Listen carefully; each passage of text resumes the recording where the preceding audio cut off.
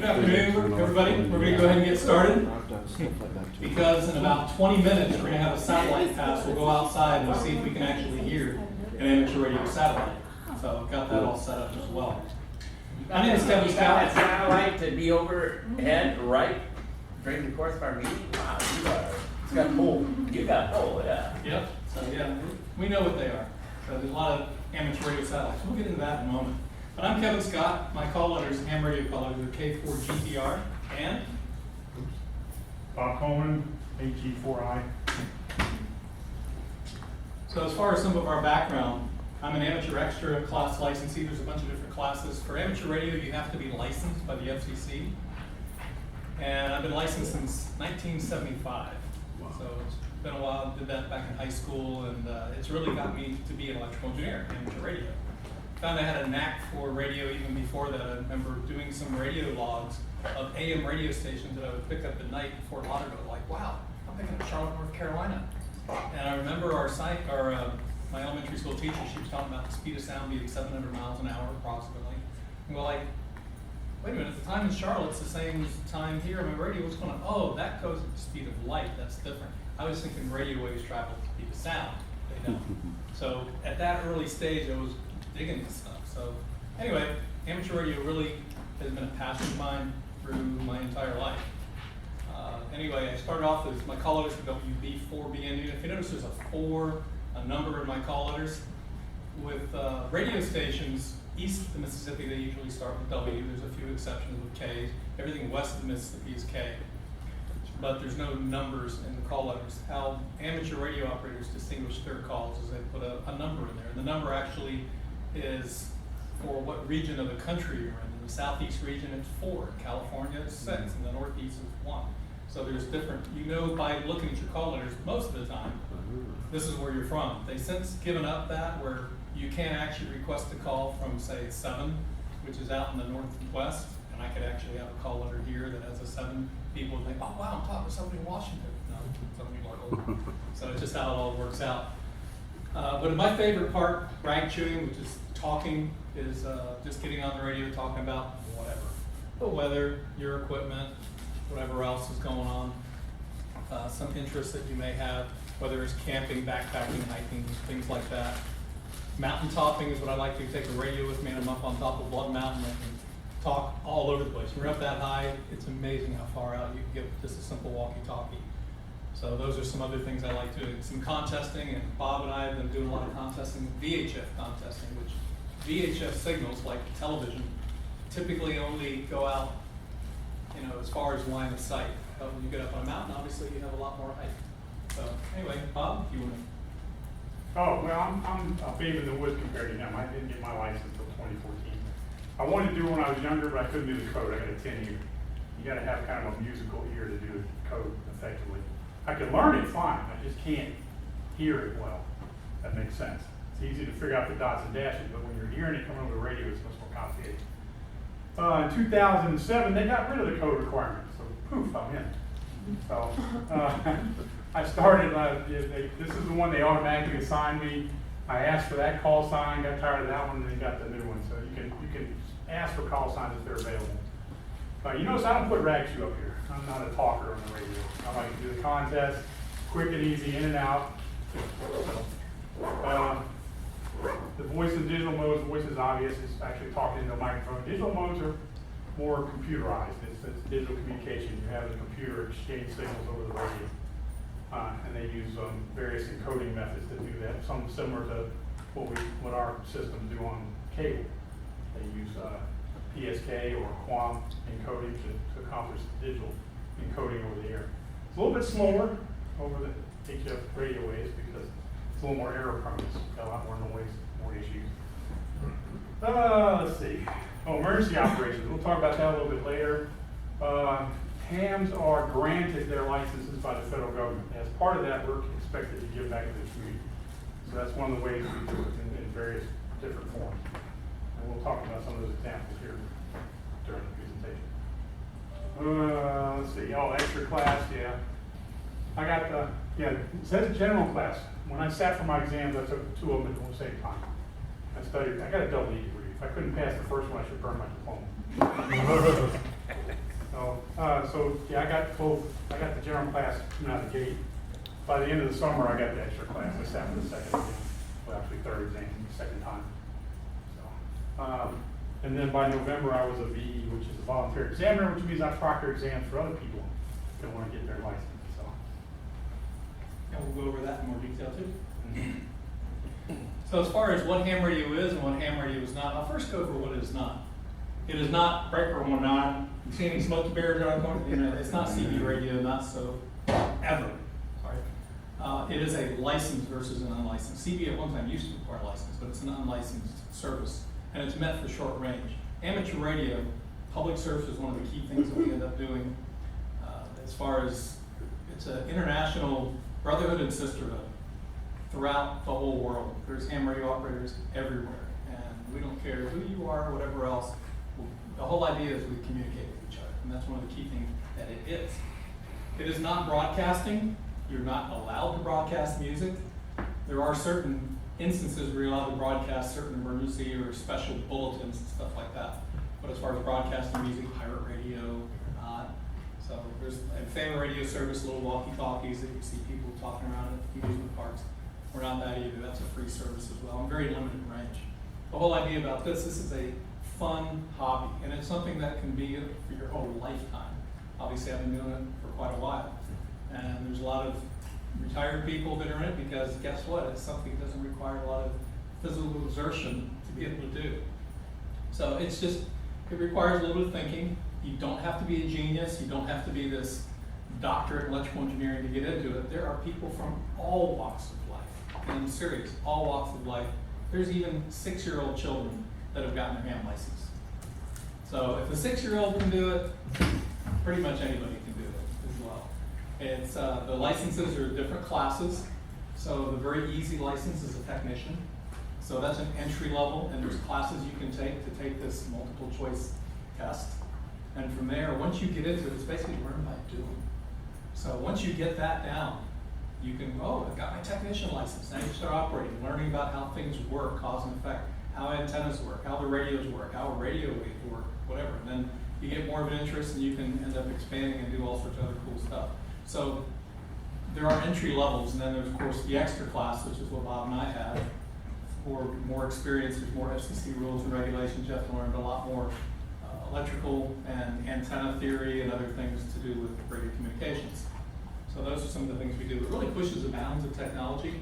A lot of your R&D engineers are ham radio operators. A lot of the different things that we do, whether it's DOCSIS, a lot of those ideas as far as digital communication, a lot of those are done in amateur radio from a hobby perspective, and they get incorporated into industry, and sometimes industry gets incorporated in amateur radio. There's, it's a two-way street. The Wi-Fi frequencies that are used right now, some of those are actually amateur radio frequencies. I know you know some frequencies, little, how come we can't operate here? Well, that's a ham band. There's a little slice that belongs to amateur radio operators. So it is a goodwill service. There's hurricanes that go through. We'll talk more about the emergency stuff, but we're there to help out as well, besides just a fun hobby, just to be able to experiment, to build, to communicate. So there's a lot of cool things you can do with amateur radio. So I'm going to give you a quick 2-minute video, and hopefully this opens up here.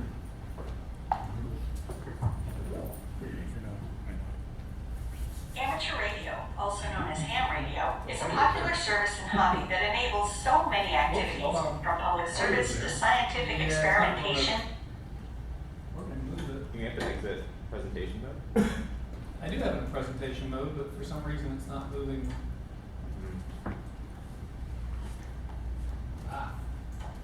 Do it that way. Yeah, I'm going to try to do that. Hey, whatever works. Actually, escape from this phone. And I also have it over. Embedding stuff in PowerPoint. Yeah, it's kind of a pain in the neck sometimes. So it's fun. Issues. It plays fine on the PC. There we go. Amateur radio, also known as ham radio, is a popular service and hobby that enables so many activities, from public service to scientific experimentation to sheer fun. With more than 740,000 practitioners in the U.S. and 1.75 million worldwide, there are federally licensed amateur radio operators everywhere, in your neighborhood, in your workplace, and in your schools. People just like you use ham radio to communicate without relying on the internet or a cell phone network, and it can go wherever you go. You can hike a trail, climb a mountain, or paddle a river, and take your radio with you. Ham radio even reaches as far as outer space. Ham radio operators can talk to astronauts aboard the International Space Station, talk to other operators through satellites orbiting Earth, and even bounce their radio signals off the moon and back. The amateur radio service is a valued element of neighborhoods and municipalities across the U.S. In times of disaster, when regular communications channels fail, the amateur radio service works with public service agencies such as FEMA, the American Red Cross, and the Salvation Army to assist emergency communications efforts.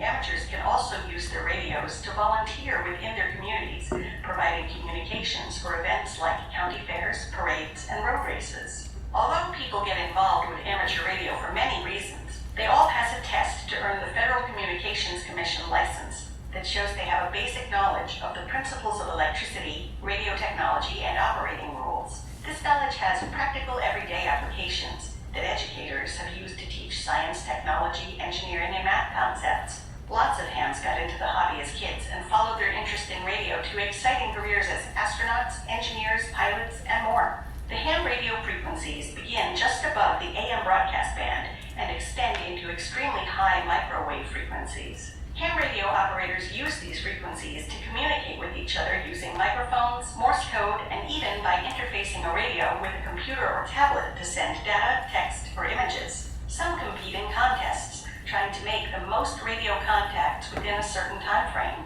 Amateur radio has been around for over 100 years, and the technology behind it continues to evolve and advance today. Operators are always finding new ways to explore amateur radio, experimenting with digital applications of this technology through things like coding, mobile apps, and drones. To learn more about the endless possibilities of amateur radio, where the technology is headed, and how you can get involved, visit ARRL, the National Association for Amateur Radio, at www.arrl.org.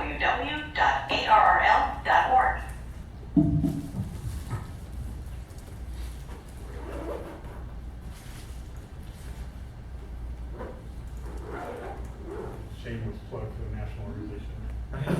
It works.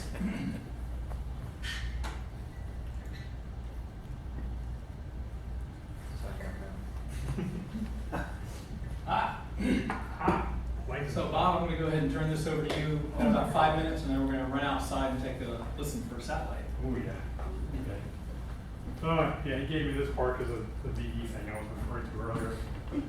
Real quickly, there's a number of clubs and organizations in the Atlanta area, if you're interested in this, that offer these exams on a regular basis for all license classes. The Gwinnett Association, which Kevin belongs to, is a very big one, 350 members roughly. Pretty good sized club, they're very active. North Fulton's another one, there are 300 plus members in the North Fulton area. It literally is North Fulton, it's based in Roswell, Alpharetta, a few folks from Cherokee and whatnot. I know those guys, the second Saturday of the month, every month, all 12, rain or shine, they're offering those exams from 10 a.m. to noon. They take walk-ins. If you go to their webpage, you can contact the team lead there. I didn't know you're coming if you want to. The Forsyth one, they only basically do their exams as needed. Mostly they're wrapped around their classes. They have, I believe you mentioned down here, there's license classes you can attend. Some of them are crammed, they call them hand crams, which you literally get shoved at you over a span of maybe a day or 3 days, and then take your test. Somebody doesn't believe in that. They take weeks to run through a class. They actually wrote me into teaching the general class for the last 2 sessions, so it's like me and another guy are going to be stuck with that for a while. It takes about 8 weeks to run through that. 2 hours sessions over those 8 weeks, and then we schedule an exam. Georgia Tech, I found out, that was interesting when we were presenting this. They're pretty active. They've got a regular exam session down on the Georgia Tech campus for Sunday of every month except December. So I didn't know that. I didn't think they would do that in the summer, but they do. They got one scheduled, so it's on the ARRL listing. There are different organizations too. We won't get into that a whole lot. They're called VECs. They're volunteer examiner coordinators. There's different organizations that are basically been certified by the FCC. There's 3 of them I know. 2 of them operate around here, the ARRL that we spoke about earlier, and W5YI, which is what GARS uses. It's just a different organization. The tests are exactly the same. There's 35 questions on the technician, 35 questions on the general, 50 questions on the extra class. All the questions and all the answers, are actually published out there. They're public knowledge. You can go see all of them. Unfortunately, for the extra class, I think the question pool is about 700 deep for those 50 questions. So if you want to memorize all 700, rock on. Let's see.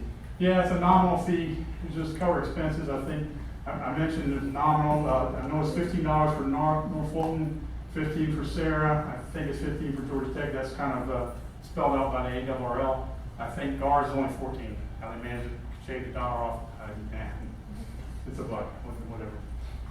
So, like I said, there's at least 3 organizations up there that have test sessions every single month. So, if you're interested, you can contact one of them and get on their schedule. Or most of them, I know Georgia Tech takes walk-ins. I know North Fulton takes walk-ins. I don't know about GAR. They probably do. On those websites of the specific locations, they're always the same. I think it's a fire station for GARs over in Buford. North Fulton is the, what is it, the adult activity, Alpharetta Adult Activity, or North Fulton Adult Activity Center over on Coleman Road in Alpharetta. Georgia Tech is a building, a specified building down on campus. So they tell you exactly where to go and when to be there. Schedule them for a specific time slot. That's it. Want to get more on that? Nope, that's it. Okay. That's right. So getting started. Is this an expensive hobby? It can be, but for the most part, it's not. These walkie-talkies you can see right here, I've got several of them there. They run you about $35 through Amazon. A lot of different places. I've seen some for even $25 special on sale. Don't know how they make them that cheap because we're in the electronics business. There's a lot of stuff packed in those things. But anyway, for about $35 you can get on the air. If you want to expand a little bit more range-wise, you can end up getting one of these types of antennas. This mag mount antenna goes on your car. Or even this little one right here is great for travel. It works a lot better than what we call a dummy load. So the little antennas don't really work that well, but they work enough if you want to be able to communicate. This is an example of an older called HF rig, or high frequency, works on the shortwave bands. Brand new, you can get these anywhere from $650 to, if you want to spend a big contest rig, $5,000. But typically about anywhere from $800 to $1,000, you can get yourself set up really nice. But you can also get used rigs as a starter rig. And that's what we call them rigs. So it's really as expensive or as cheap as you want to make it. And a lot of stuff you can build yourself. That was one of the things that always separated amateur radio operators from a lot of people, building their own equipment. In high school, I built this transmitter. That was my science fair project. Build a transmitter, talked over the U.S. from Florida. So it worked real well, talked to the Caribbean and some other places just with this little transmitter that I built. So it can be done. And that was using Morse code, because at that time you had to actually use Morse code. I mentioned here about Elmer's. Elmer is just an old nickname from way back. Maybe the first guy who helped out, his name was Elmer, I have no idea. But it's basically, it's an experienced amateur radio operator helping some newcomer. If you need help, we're always here to help. I mean, just last week there was this one guy in the ham club. He said, hey, I need some help with this antenna. So I went out to his house, helped him string up this antenna, put it all up, got it working, because he wanted to be able to talk to the World Scout Jamboree that's going on right now in West Virginia, and his antenna was crap. So I ended up getting him set up, and now he's actually talking up there now. So it's just those kind of things you can end up doing, take your experience and shed that on somebody else. That's how I got my license. When I was a kid, I found that there was this gentleman who was retired. He was my Elmer, and he used to work for the FAA. And I would go to his house 4 days a week, learn Morse code, learn electronics theory. After a month, I had the Morse code down. I took the exam, passed that part. And another month, I had all the electronics side where I was able to pass my novice exam, took that, had my license, I got my start. So it's that kickoff that really, really helps. And that's what an Elmer is for. As far as frequency bands, there are all sorts of frequencies all over. This is a whole listing of frequencies used in the U.S.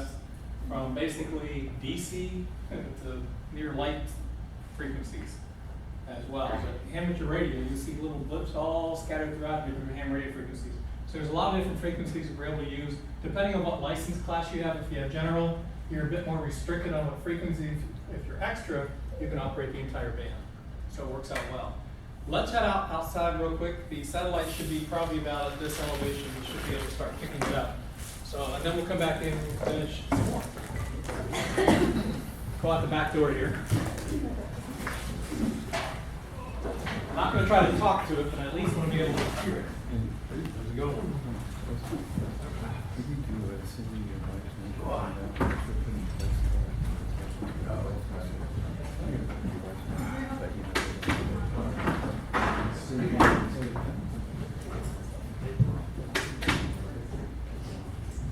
Oh, we're just kind of explain what it is.